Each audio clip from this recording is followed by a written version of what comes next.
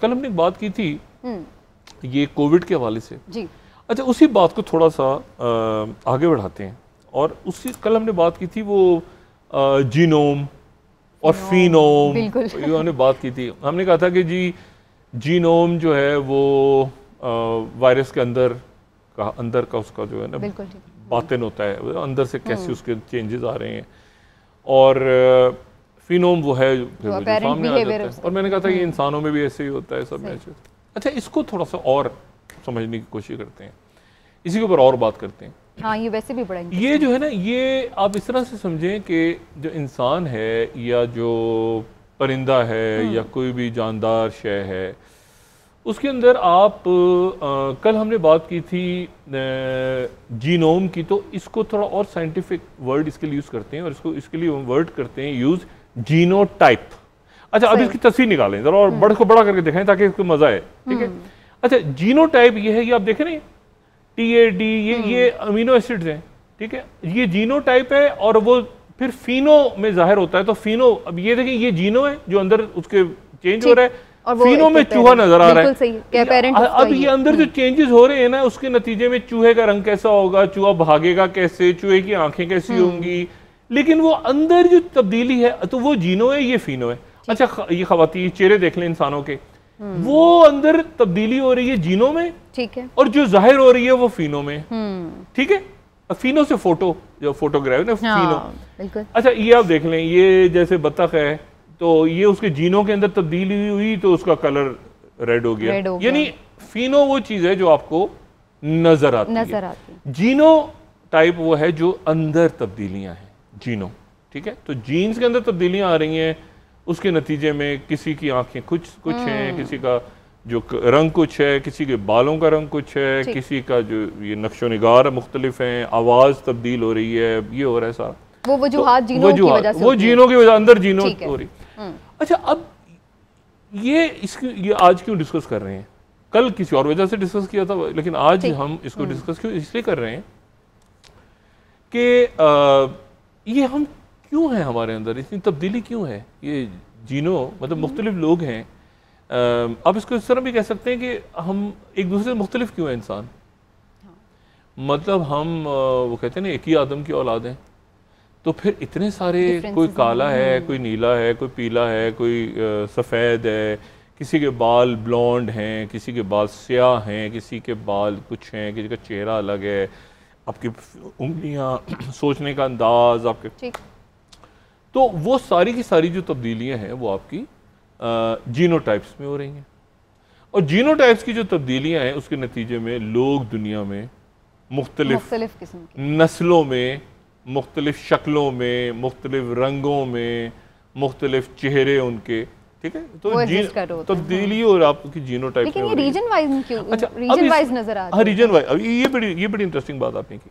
अच्छा, एक तो ये है कि जो हमें इल्हामी किताबों में मिलती हैं बात, इल्हामी किताबें, यानी आप कहें कि इल्हामी किताबें, आप तलमूद से आ जाएं या बाइबल से आ जाएं या तौरात से आ जाएं, तो उसमें ये बयान होता है कि हज़रत नूह अलैहिस्सलाम के 3 बेटे थे, ठीक है, हाम, जाफे और साम। साम वो जो थे सेमाइट नस्लें बनी, जेफाइट बनी, हेमाइट्स बनी, और वो फिर अगर हम उसके नक्शे दिखाएं, ये 3, ये बाइबल और वहाँ पर अगर आप जाएं उसमें तौरा में और तलमूद में, तो आपको ये 3 बेटे हज़रत नूह अलैहिस्सलाम के आपको मिलते हैं। और 3 बेटों में से ये हुआ कि हज़रत नूह अलैहिस्सलाम ने हाम को बदुआ दी, तो हाम की औलाद काली हो गई। अच्छा, ये वो है जो इल्हामी किताबों में ये कि हाम को बदुआ दी उन्होंने, और हाम को बदुआ दी तो उसकी जो नस्लें हैं वो आगे से काली हो गई, ठीक है। और जो उनका बेटा जो साम था, उनका बेटा, उसकी जिसको शैम यहाँ लिखा हुआ है, ये थोड़ा गंदुमी सा, उसको कहा कि तुम जमीन के इलाके के आसपास, वो जमीनों में, तो वो ब्राउन हो गया, उसकी नस्लें ब्राउन हो गई। और जो जाफे था वो सफेद हो गया, ठीक है। तो ये वो है, इससे इल्हामी किताबों के अंदर अगर आप चले जाएं तो ये मिलता है, और ये आज की दुनिया में भी यूज होता है। वो कहते हैं हेमाइट्स हैं, ये ये जो है ये सामी नस्ल, अभी आप पढ़ें कहीं उर्दू में आपको मतलब सामी नस्ल से ताल्लुक़ है, सामी नस्लों से, तो साम की नस्ल है। तो हम यहाँ पे कहते हैं कि जी इंडो पैसिफिक में चूंकि ब्राउन है, तो देखिए ना आप आपको ब्राउन ये आपको नजर आएंगे, ब्राउन इससे ठीक है, ब्राउन वाइट, ये दरमियान में हम कहीं नजर आ रहे हैं। ये यानी अगर हम इस्लामी किताबों के उस पर चले जाएं तो उसमें हजरत नूह अलैहिस्सलाम की औलाद से ये 3 आपको बड़े, और ये कोई यूरोप में है, कोई इंडो पैसिफिक में है, कोई इधर। अब मिसाल के तौर पे जैसे हाम से अफ्रीकन नस्ल वो कहते हैं, जाफे से इंडो यूरोपियन, और साम जो है उनसे एशियाई बाशिंदे। ये जो है ये बददुआओं का नतीजा। अच्छा, और ये फिर आज की दुनिया में ये नक्शा अगर बड़ा करके दिखा दें तो इसमें ये जो लेटेस्ट मैप शो कर रहा है, ये कह रहा है कि साम की जो औलाद है वो आप देखें अफ्रीका में नजर आ रही है, जाफे की आपको यूरोप में नजर आ रही है, और हाम जो है वो आपको नजर आ रहा है ये दरमियान में, जिसमें इंडो पैसिफिक भी है, इसीलिए फिर रीजन वाइज हमें कलर डिस्क्रिमिनेशन भी नजर आ रही है, ऐसे हो गया। अच्छा, जब हम थोड़ा सा आगे चले, अभी मैं आपको बताता हूँ ये कोविड की बात मैं क्यों इसमें करूँ, बड़ी बड़ी एक इंटरेस्टिंग बात है। अब अच्छा, अब ये देखें, इसको जरा बड़ा कीजिएगा इस वाले को, तो ये हो गया कि साम से फिर आपको सीरियंस, एकरन, हेब्रू, ठीक है, आपको अरब्स मुख्तलिफ, ये साम की नस्ल से, हाम की नस्ल से एथोपियंस, काले ज़्यादा, इजिप्ट के लोग, बेबीलोन के लोग पुराने, और जाफे की नस्ल से आपको ग्रीक्स या वो जो उस ज़माने के यूरोप के लोग थे सफ़ेद फाम। फिर इनकी आपस में शादियाँ हुई, मुख्तलिफ हुए, तो ये फिर तब्दीलियाँ होती। अच्छा, कोई ये 19वीं सदी में 1752 और 1840 के दरमियान ये हुआ कि ब्लूमबैक एक स्कॉलर था जर्मन, उसने ये किया, उसने कहा कि इंसानों की जो नस्लें हैं उनको 5 अंदाज में उसने डिवाइड कर दिया। एक हो गए कॉकसस के लोग जो कि कॉकसस के इलाकों में, यूरोप में, और अच्छा ये दौर वो था जब जात पात और ये काला नीला पीला ये गुलाम बना के ला रहे थे अफ्रीका से, तो वो एक हेट्रेड भी होती थी कि स्याह फाम है, अभी भी है एग्जैक्टली, हर मुल्क में, पाकिस्तान में भी है, तो ये उस नस्ल का है यार, ये फलां है, उधर का है ये। तो फिर मंगोलियन रेस आ गई, ठीक है, मंगोलियन रेस, उन्होंने कहा ये ईस्ट एशिया में है मंगोल, ये 5, अगर आप देखें ना, ये 5 में डिवाइड कर दिया उसने बुनियादी तौर पे, 3 से 5 में डिवाइड किया। एक उसने कहा कि इसमें जो है वो ब्लैक रेस हो गई, एक अमेरिकन को उसने रेड कहा, रेड, अच्छा रेड, ये जो रेड इंडियंस, रेड है ना, रेड इंडियंस वहां से निकले, तो उन्होंने कहा ये रेड हैं, एक गोरे हैं, एक काले हैं, और एक उसने येलो रेस या मलायन रेस बना दी। येलो रेस जो है वो उसने कहा जिसको हम चाइनीज कहते हैं, मंगोलियन, उसको येलो कहा। अच्छा, ब्राउन, अगर आप अमेरिका में जाएं तो हम वाइट नहीं है, हम ब्राउन है, तो ब्राउन लोग, एशियन जो है वो ब्राउन बन गए। पहले हम वाइट थे, हम वाइट तो कभी भी नहीं थे, होगा ब्लैक में और दरमियान में ब्राउन बन गए। तो अमेरिका में जो चाइना के लोग हैं उनको येलो कहते हैं, येलो रेस, ठीक है, उनको वाइट नहीं कहते, उनको येलो रेस कहते हैं, वो येलो हैं, ठीक है। वाइट जो है वो यूरोप के लोग अभी भी, अब इन्होंने थोड़ी सी तफरीक ख़त्म की है करना, 2010 में ये सेंसस वेंसस में इन्होंने चेंज किया। अच्छा, मैं आज इसको डिस्कस क्यों कर रहा हूँ, इसको डिस्कस करने की इसमें बड़ी इंटरेस्टिंग बात है। ये है विस्कॉन्सिन यूनिवर्सिटी, विस्कॉन्सिन एक बड़ी स्टेट है अमेरिका की, और विस्कॉन्सिन यूनिवर्सिटी जो है, वहाँ का जो मेडिकल स्कूल है विस्कॉन्सिन का, वो मेडिकल स्कूल जो है विस्कॉन्सिन का, वो एक रिसर्च कर रहा है, और वो ये रिसर्च कर रहा है कि किन लोगों में नस्ली बुनियादों पे कोविड ज्यादा है और किन में कम है। अच्छा, नस्ली बुनियादों पे वो चार्ट अगर हम दिखा सकें तो ये आप देखें जरा, ठीक है, ये Wisconsin department of health sciences है। एक बात तो हमें पता है कि कुछ लोगों में कुछ बीमारियां ज्यादा होती हैं, जैसे सिकल सेल एनीमिया है, वो अफ्रीका में ज्यादा है, ठीक। कुछ बीमारियां ऐसी हैं जो ज्यूज में ज्यादा हैं, कुछ बीमारियां ऐसी हैं, आप कहते हैं ना वो जिनके अंदर वो ऑस्ट्रेलिया में गए और सन बर्न हो गया और मेलानोमा, वो कैंसर हो गया स्किन का, हम सुनते हैं ना गोरे लोगों में कैंसर हो गया, वो जाके टैनिंग वैनिंग करवाते रहते हैं। अच्छा, इनकी जो रिसर्च है वो बड़ी इंटरेस्टिंग है, और वो जो रिसर्च है, अगर हम इसके विस्कॉन्सिन के अगले पेज पे चले जाएं तो इसी रिसर्च, ये आज का पेपर है, आज या कल ही 24 घंटों में उनकी रिसर्च आई है, वो ये कहते हैं कि दुनिया में मुख्तलिफ मुल्कों के जो लोग हैं, यानी कौन से लोग ऐसे हैं जिनको कोविड ज्यादा मुतासिर कर रहा है, कौन से लोग ऐसे हैं जिनको कोविड कम मुतासिर कर रहे हैं, और किन को, अच्छा ये बड़ा अजीबोगरीब, इसको जरा बड़ा कीजिए आप। ये उनकी विस्कॉन्सिन मेडिकल वालों ने पूरी दुनिया में स्टडी किया और 80.9% पॉपुलेशन जो कोविड से मुतासिर हो रही है वो वाइट है। सही, ओके। अब आपको समझ में आएगा कि यूरोप में क्यों फैल रहा है, जो ठीक है, और अफ्रीका से रिपोर्टिंग कम क्यों आ रही है, तो पता चला 6.4 और 6.9% ब्लैक,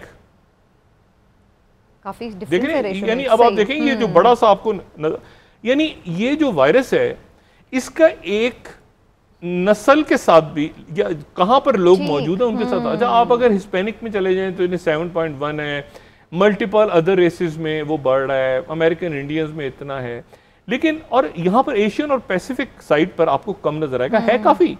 मैं ये नहीं कह रहा कि बिल्कुल गायब है, आपको 3% यहाँ नजर आ रहा है, 2% आपको, और अगर है भी तो उस तरह से सिवियर नहीं कि इतनी डेथ्स, नंबर ऑफ डेथ्स लाखों में चली गई। ये बड़ी अजीब किस्म की रिसर्च वहां पे हुई है, और ये वो साइंटिफिक विस्कॉन्सिन एक बड़ा वहाँ का, और ये चूंकि उनका यानी उनका स्टेट इंस्टीट्यूट है, मैंने आपसे कहा ये प्राइवेट हॉस्पिटल नहीं है, ये विस्कॉन्सिन का उनका जो है वो स्टेट इंस्टीट्यूट, उन्होंने पूरी दुनिया से डाटा इकट्ठा किया है, और वही कह रहे हैं कि वाइट, यानी अगर आप इसको हजरत नूह अलैहिस्सलाम के बेटों के हिसाब से लें तो जाफे, अच्छा वो ये कह रहे हैं कि वाइट, और फिर उसके बाद जो इंटर मैरिजेस हुई हैं, यानी अगर वाइट की ब्लैक के साथ हो गई है तो आगे ब्राउन आ गए, ब्राउन उसके साथ हो गया, तो वो ये कह रहे हैं अब इस रिसर्च के मुताबिक जो लेटेस्ट रिसर्च आई है कि इसमें पूरी दुनिया एक तरह मुतासिर नहीं हो रही, बल्कि ज्यादा कोविड उन लोगों में है या ज्यादा डेथ्स वहां हो रही हैं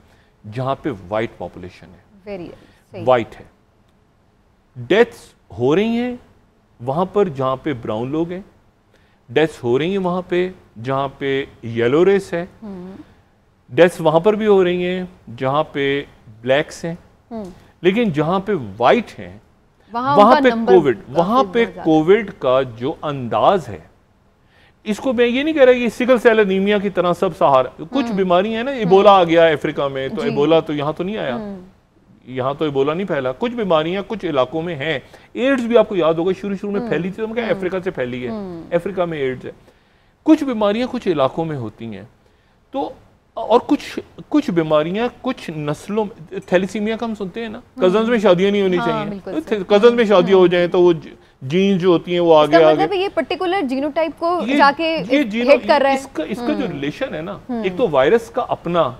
जीनोम है या जीनोटाइप है, जो इंसान के अंदर जो जीनोटाइप है ना, फिनोटाइप, जीनो और फिनो में, तो जीनो फिनो में जो येलो हैं या जो ब्राउन है या जो ब्लैक हैं, इस रिसर्च के मुताबिक, scientific research data wise world wise, उनको कोविड कम मुतासर कर रहा है। और तो अब यहां से वो बात शुरू होती है कि हम जो फॉलो उनके वेरिएंट्स को कर रहे हैं, लेकिन हम थोड़ा सा आगे जाके बात कर रहे हैं, हम यानी हम इसको देख रहे हैं कि आगे हम एक कैसे साल बिहेव करेगा, क्या होगा। आप देखिए नोट करें कि तो आपको अफ्रीका से बहुत कम लॉकडाउन की इतलात आ रही हैं, आपको यानी नैरोबी बंद कर दिया गया, आपने सुन रहे हो कि केप टाउन बंद हो गया, आप सुन रहे कीनिया को बंद कर दिया गया।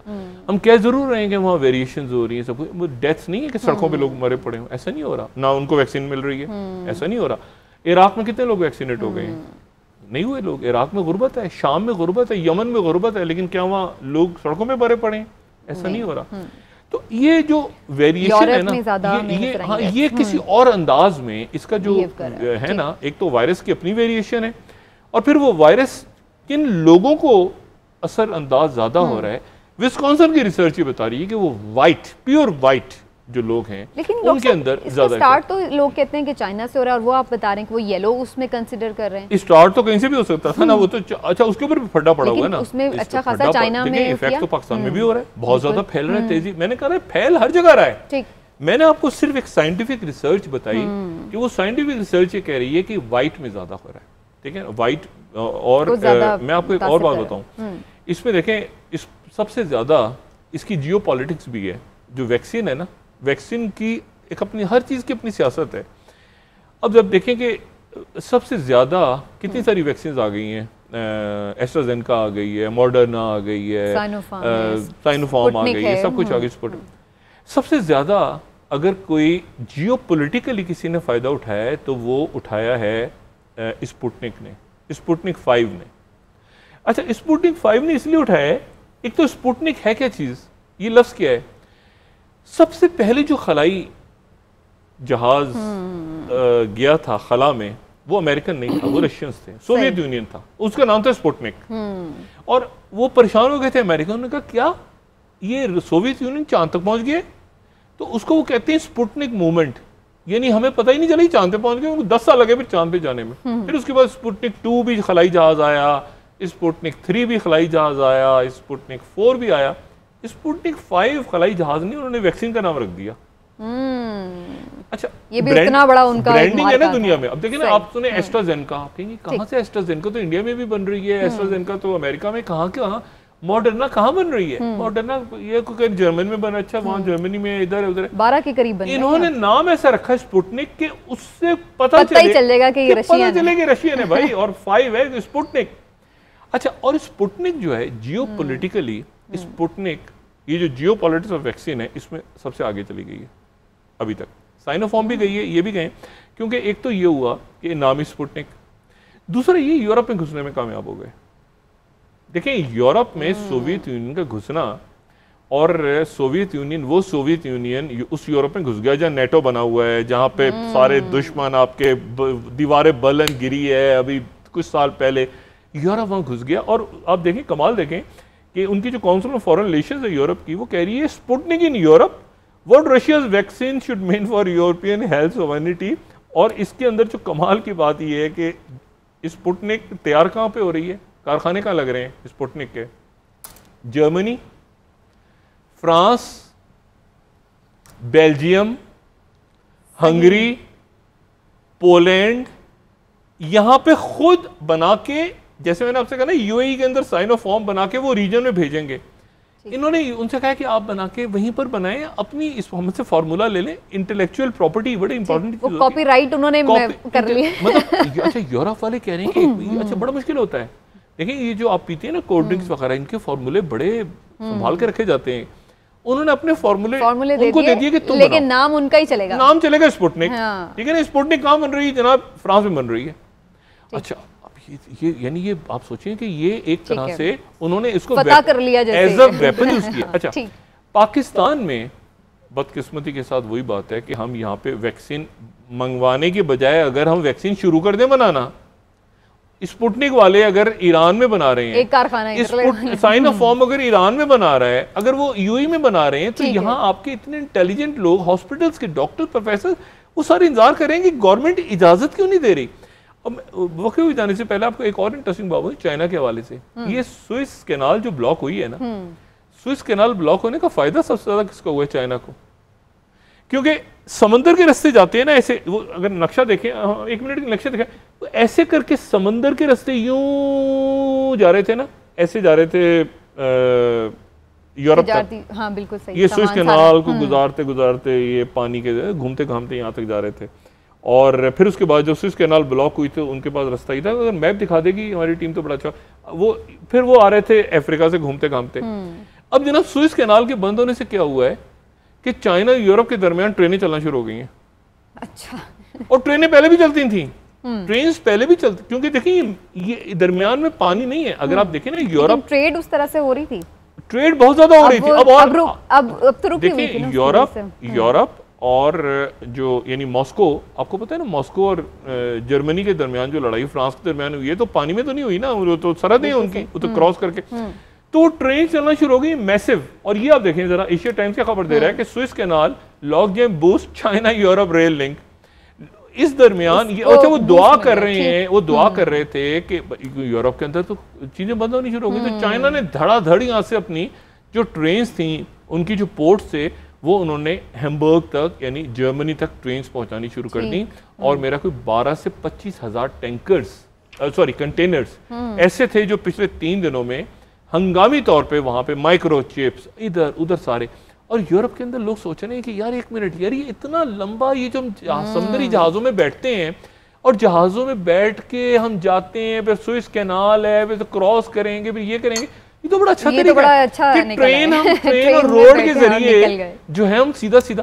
तो ये Suez canal, post Suez canal जो दुनिया है, उसमें ये ट्रेनें और वैक्सीन और ये सारे काम जो है ना, ये सारे तेज होने जा रहे हैं। ठीक है।